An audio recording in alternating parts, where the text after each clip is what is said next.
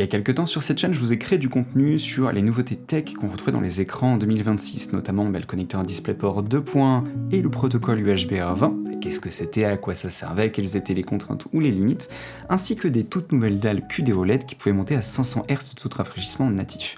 Toutefois, il manquait encore quelque chose à mon tableau de chasse de cette année 2026, le test d'un écran équipé justement de toutes ces technologies. Et pour le coup, je me permets de remercier Messi qui m'a prêté un exemplaire du MPG 271 QR QD-OLED X50 qui est juste derrière moi, mais sans plus attendre, commençons. Pour ce point, on va rester dans ce que nous connaissons déjà, puisqu'après tout, pourquoi changer une équipe qui gagne? On retrouve donc là le design habituel des écrans de chez Messi, design sur lequel je vais d'ailleurs revenir en détail dans quelques instants, avec un pied d'origine qui offre une relative souplesse dans ses réglages, et s'offrant même le petit luxe d'un passage du mode paysage classique au mode portrait, ce qui est particulièrement intéressant pour lire du contenu web, ou même le chat par exemple lors d'un stream, voire même, ce qui est souvent mon cas, travailler sur des tâches graphiques avec des images en portrait et en plein écran. À côté de ça, l'ensemble va peser 12,9 kg et l'écran tout seul, donc sans son pied d'origine, revient à 8,4, ce qui le rend donc compatible avec une grande quantité de supports de bras ergo 100% standard sur le marché, et ce sans difficulté ou sans besoin d'un adaptateur supplémentaire. Je le précise parce qu'aujourd'hui quand on cherche des infos sur les écrans, notamment sur le poids, souvent les bots, les IA ou autres vont nous donner le poids total et pas le poids que de l'écran, donc sans le pied qui n'est pas comptabilisé. À côté de ça, l'écran est équipé d'un revêtement semi-brillant, le modèle standard qu'on retrouve sur les dalles QD-OLED, le tout autour d'un châssis en plastique mais avec une finition d'aluminium brossé, ce qui permet d'embarquer en plus un grand nombre d'aérations sur les tranches arrière afin de limiter les températures, ce que je vous présenterai également dans quelques instants. Concernant la connectique embarquée, alors c'est simple, MSI a coché toutes les cases qu'il était possible de cocher. On a donc là deux vrais connecteurs HDMI 2.1, parce qu'il y a des faux qui sont bridés mais ce n'est pas le cas là, un connecteur DisplayPort 2.1 USB-R20, de l'USB-C qui, attention, prend en charge non seulement les protocoles Power Delivery et DisplayPort, mais surtout une recharge à 90 watts. Et ça c'est un point que je détaille dans une vidéo dédiée à ce sujet si ça vous intéresse. En dehors de ce point, il est équipé d'une fonction KVM, pratique si vous avez deux ordinateurs différents, et cette fonction est utilisable en USB-C ou en USB-B, tout ceci à côté de deux connecteurs USB-A de 5 Gbps chacun. Toutefois, une chose à savoir, si vous n'avez jamais eu d'écran avec du DisplayPort 2.1, les câbles sont beaucoup plus rigides que ce qu'on a l'habitude de trouver. Donc là, même si MSI fournit un câble, ce n'est absolument pas une faute imputable à MSI, c'est vraiment la construction des câbles qui fait que, comme vous le voyez là, ils sont très rigides, difficiles à couder, et c'est donc très difficile d'avoir un câble management aussi propre qu'avec un câble plutôt standard d'HDMI 2.1 ou de DisplayPort 1.4. Toutefois, je vous rassure, bien que l'écran embarque et du DisplayPort et de l'HDMI 2.1, on peut parfaitement profiter du 2560 par 1440 natif en 500 Hz avec HDR, et que ce soit en HDMI 2.1, soit en DisplayPort 2.1. Par ailleurs, la marque propose un logiciel qui est gratuit et non obligatoire à installer, nommé le MSI Gaming Intelligence, ce qui va permettre de pouvoir régler l'écran via Windows sans avoir besoin de passer par l'OSD intégré, bien que je voulais quand même filmer un petit peu plus loin dans la vidéo pour pouvoir vous en montrer les options.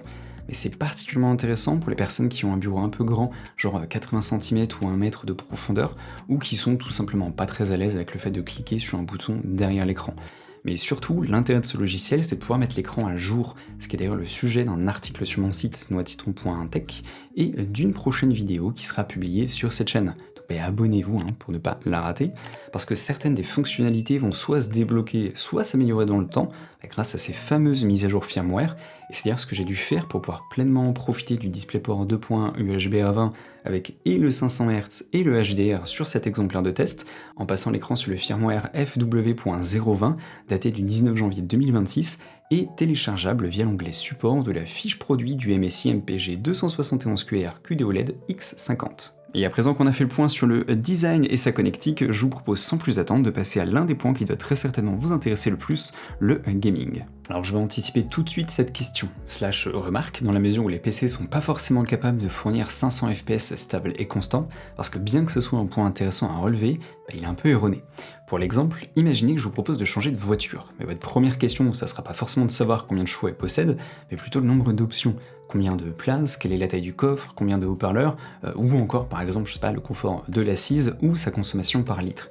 S'arrêter sur l'une des caractéristiques d'un écran pour décider s'il est ou non adapté, c'est pas forcément nécessaire selon le besoin. Les dalles QD-OLED, vulgairement appelées Gen 3.5 comme celle-ci, parce que c'est pas une dénomination officielle, ont par défaut une base de 500 Hz natif, mais surtout offrent une luminosité qui est 25% supérieure à toutes les autres générations d'écrans QD-OLED précédentes. Ça fait même jeu égal avec les dalles tandem WOLED, et c'est ça qu'il faut pas manquer comme information. Et l'autre intérêt, c'est que les technologies de synchro comme le G-Sync ou le FreeSync Premium Pro qui équipent cet écran vont lui permettre de se caler sur ce que le PC propose et pas l'inverse. Donc non, vous n'allez pas gâcher votre achat avec un écran offrant du 500 Hz. Au contraire, on n'achète pas un écran pour aujourd'hui, on investit pour le garder longtemps. L'avantage, c'est que quand vous aurez changé de config ou de carte graphique, vous pourrez aller encore plus loin avec l'écran actuel sans avoir besoin de le remplacer plus tard. C'est ça l'intérêt de cette génération de dalles. En revanche, si là tout de suite maintenant, vous êtes un gros joueur compétitif qui ne va jurer par que The Finals, Valorant, Counter-Strike, Overwatch et j'en passe, c'est pas des années que vous allez mettre pour l'exploiter à fond, c'est dès le premier jour. Alors tout d'abord je m'excuse parce que par manque d'un matériel qui est parfaitement adapté, c'est très difficile de restituer à l'image, donc au travers d'une caméra, ce que distingue un suivi de l'œil sur un mouvement. Mais là, j'ai essayé de vous capturer des exemples très spécifiques. On distingue très nettement que la ligne du haut, qui représente le déplacement de la soucoupe à 500 images par seconde, présente un rendu qui est beaucoup plus net dans les déplacements.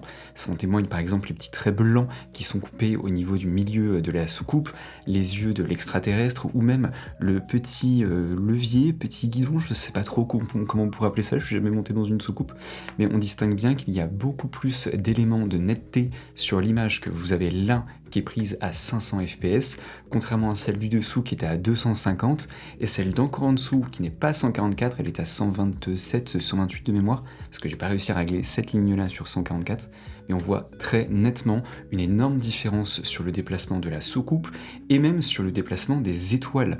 Les traits et les points ne bavent pas, ils sont propres, ils sont nets, et ce malgré le fait que là, ce que vous avez à l'image n'est pas aussi beau et aussi bon que ce qu'un œil peut distinguer. Toutefois, je vous vois venir, c'est pas forcément utile que pour les FPS, même dans des MOBA ou des jeux où vous déplacez constamment la caméra de gauche à droite, je vous montre là avec un petit slow motion entre du 240 et du 500 FPS, on a l'impression que le 240 saccade énormément, alors que dans la réalité pas tant que ça, mais quand on compare à du 500, ça change tout. Prenons à présent quelques instants pour parler de l'OSD. Ben oui, parce que bien que le logiciel MSI Gaming Intelligence existe pour régler l'écran, perso, je suis plutôt de l'ancienne école qui aime bien cliquer sur un bouton, et celui-ci se trouve justement derrière une zone qu'on appelle le menton. C'est la fameuse petite excroissance qui est visible sur la tranche inférieure de l'écran. Mais il y a un autre truc qui est visible, et les plus attentifs d'entre vous l'auront peut-être déjà remarqué, c'est la présence d'un petit cercle. Alors, oui, je sais, ça n'a strictement rien à voir avec l'OSD, mais comme c'est pas quelque chose qui est passionnant à filmer, autant que je vous partage un truc utile en même temps. Et bien ce petit capteur, il va cacher un capteur de proximité, ce qui permettra à l'écran de se couper automatiquement quand on va s'éloigner, et de se rallumer automatiquement au retour devant le PC. C'est une des couches de protection supplémentaires apportées par MSI pour lutter contre les brûlures des écrans OLED. Et d'ailleurs, pas d'inquiétude, il y a déjà des tests qui ont été faits en balançant 5000 heures en moins de 2 ans sur un écran. Il va encore aujourd'hui très bien, quoi qu'on doit être maintenant à 6000 ou 7000 heures dessus sur cet exemplaire de test, donc pas d'inquiétude sur les brûlures. Et avant de passer au chapitre suivant qui concernera la colorimétrie, je vous montre rapidement, comme on est encore dans l'OSD, les presets qui sont accessibles directement depuis celui-ci. Et j'en profite pour glisser une petite remarque personnelle, j'apprécie tout particulièrement l'OSD de cet écran pour sa fluidité. Quand on clique sur le bouton, il n'y a pas ce petit sentiment de latence qu'on peut ressentir par moments selon les marques ou les moniteurs. Là c'est fluide, c'est instantané, c'est trop bien. Et c'est là-dedans qu'il faudra justement passer pour avoir les couleurs soit les plus justes, si vous souhaitez une fidélité maximale, soit pour de la création, soit par respect de l'œuvre ou des jeux, c'est-à-dire du sRGB, et c'est d'ailleurs en sRGB que j'ai réglé la colorimétrie et le profil ICC que je vous partagerai en lien dans la description de cette vidéo. Et à présent, mon point préféré après celui sur le gaming, on va parler des couleurs. Alors concernant ce point, vous allez voir, c'est passionnant parce qu'il y a plein de choses à dire. Alors tout d'abord, je passe chaque écran que je teste sous deux outils. Le premier, c'est une sonde, ce que vous avez à l'image, ça me permet de mesurer la justesse des couleurs, et surtout ce qu'indique un constructeur, genre le delta E inférieur à 2, les réglages en usine, etc. Et surtout, le second, c'est une caméra thermique qui me permet de mesurer la dissipation thermique de l'écran. Est-ce que le produit va chauffer ou non? Alors déjà d'une part parce que c'est intéressant de le savoir, en particulier pour les dalles OLED, mais c'est surtout particulièrement important parce qu'un écran qui chauffe de manière anormale ou non homogène est un écran qui va présenter des variances dans ses couleurs. Exemple concret, je vous dis une bêtise, la droite de l'écran va chauffer à 55 degrés parce que tout l'électronique est mis à droite, alors que la gauche de l'écran où il n'y a pas d'électronique, elle sera à 30 degrés. Le problème, c'est que comme il y a un côté plus chaud que l'autre, la même couleur affichée à l'écran sera pas la même, du moins perçue à l'œil, ce qui fait que ce qui peut être, je vous dis une bêtise, du rouge à droite de l'écran sera en fait plutôt à la base du orange visible sur la gauche de l'écran. C'est pour ça que c'est important d'avoir un écran qui possède une bonne dissipation thermique. C'est bon pour sa durée de vie et c'est bon pour la qualité des couleurs qu'il affiche.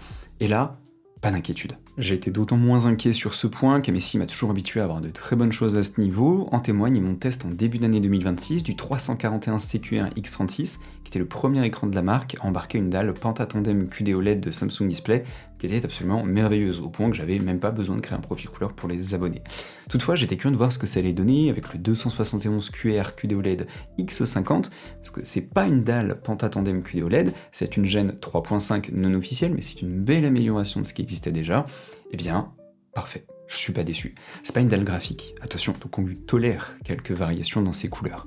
Mais elle est vraiment excellente, en témoignent tous les petits carrés verts que vous avez là à l'écran, ce qui n'est pas forcément le cas de tout, c'est ce qu'on a par exemple avec les écrans Tandem OLED ou Tandem WOLED, ce que le marketing qu'on voit beaucoup passer sur internet nous présente pourtant comme étant ce qui se fait mieux sur le marché, et pas du tout. C'est vrai que c'est mieux en termes de luminosité vis-à-vis de plein de dalles OLED qui existaient avant, toutefois en termes de colorimétrie, de justesse des couleurs, d'intensité de couleurs, le QD OLED reste supérieur, en témoignent ces petits carrés rouges et verts que vous avez là. L'exemple en vert, c'est cet écran de chez MSI, l'exemple avec du rouge, c'est un écran Tandem OLED qu'on peut trouver dans le commerce à côté. Et enfin, pour terminer ce chapitre, je vous présente un petit peu avec un microscope électronique l'agencement des sous-pixels de cet écran QD OLED de 3ème génération, qui est quand même un peu amélioré. C'est pas ce qu'on a sur du Pentatandem QD OLED, on garde le même agencement des sous-pixels, toutefois les algorithmes de traitement d'MSI font que la lisibilité des textes est considérablement améliorée, et même sur un usage un petit peu exigeant, avec de l'écriture, du Discord, des textes fins, etc., même en noir sur fond blanc, j'ai pas constaté d'aberration chromatique, il n'y a pas de petites franges roses ou vertes comme on a pu avoir avec le QD OLED dans les années précédentes, c'est plutôt une très bonne surprise. En bref, que retenir de ce MPG 271QR QD OLED X50 ? Je vous ai dit plein de choses dans cette vidéo, j'ai lu aussi plein de choses dans d'autres articles et d'autres vidéos sur ma chaîne. Encore une fois, et j'insiste là-dessus, ne vous arrêtez pas sur l'une des caractéristiques de l'écran pour vous dire « il est pas fait pour moi, il est démesuré, je vais gâcher ma config, ça sert à rien ». Non. Oui, il a une dalle 500 Hz. Et c'est tant mieux. C'est pas grave si vous allez utiliser que 170 ou 293 Hz, c'est pas grave du tout. La caractéristique principale d'un écran, pour beaucoup, le taux de rafraîchissement, ce n'est pas ce qui définit le produit dans son ensemble. J'ai repris énormément de plaisir, et je mâche mes mots, j'ai vraiment repris un plaisir fou avec cet écran à redécouvrir la campagne solo de Battlefield 1.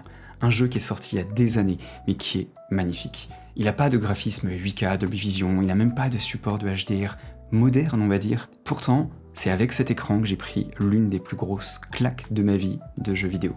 Le TrueBlack 500, c'est pas un gadget, c'est 25% de luminosité en plus vis-à-vis des précédentes générations de QD OLED. C'est équivalent au Pentatandem QD OLED, c'est même équivalent au Tandem WOLED dont je vous ai déjà parlé dans cette vidéo. C'est génial. Vous avez un écran qui certes est premium, également dans son prix, il tourne autour de 680, 750 € environ. Oui, mais il n'y a pas de concession à ce prix-là. La connectique, DisplayPort 2 points, UHBR20, l'USB-C 90 watts, beaucoup d'écrans n'ont même pas ça, ou alors ils ont du 15 watts, mettre de l'USB-C 15 watts. Quel intérêt quand on bosse avec un ordi portable, dessus on va pas recharger son ordi avec 15 watts. Là l'écran ne fait pas de concession et pour moi son prix est relativement justifié vis-à-vis de tout ce qu'on peut trouver sur le marché qui peut être vendu équivalent ou plus cher avec une connectique moins bonne. L'écran est vraiment génial. Toutefois, l'écran n'est pas sans défaut. On pourrait lui citer son revêtement anti-reflet, qui n'est pas celui de nouvelle génération, qui pour l'instant est exclusif aux nouvelles dames Pentatandem QD OLED, ce qui n'est donc pas équipé dans cet écran, mais c'est pas forcément un mauvais revêtement pour autant. Il est certes un peu plus fragile qu'un revêtement mat ou que ces nouveaux revêtements sur les dalles Pentatandem, mais il est très bon. C'est ce qui vous permet justement d'avoir un texte qui est parfaitement net, des contrastes profonds, des couleurs qui sont pétantes, qu'on n'a pas avec un revêtement mat. Donc à partir du moment où l'on entretient bien avec de l'eau déminéralisée et un microfilm adapté, ça ne craint rien. Donc je remercie encore MSI de m'avoir prêté cet écran pour que je puisse vous créer du contenu là-dessus. Si de votre côté vous êtes en quête d'un écran, que vous ne savez pas trop quoi choisir, quoi acheter, que vous êtes perdu avec les offres, les promos, les générations de marketing, c'est normal, vous n'êtes pas tout seul. J'ai justement un channel qui est dédié à ça avec un formulaire pré-rempli sur mon Discord. Il n'y a que moi qui les traite et je te réponds à tout le monde de manière personnelle et individuelle dans les heures ou la journée grand maximum où le message est envoyé. Donc si vous avez une question, n'hésitez pas, et si vous voulez me soutenir, l'espace commentaire sous cette vidéo, le petit like, etc. C'est bon pour le référencement de ma chaîne et de ma vidéo. Sur ce, je vous dis à très bientôt, c'était Noix de Citron, prenez soin de vous.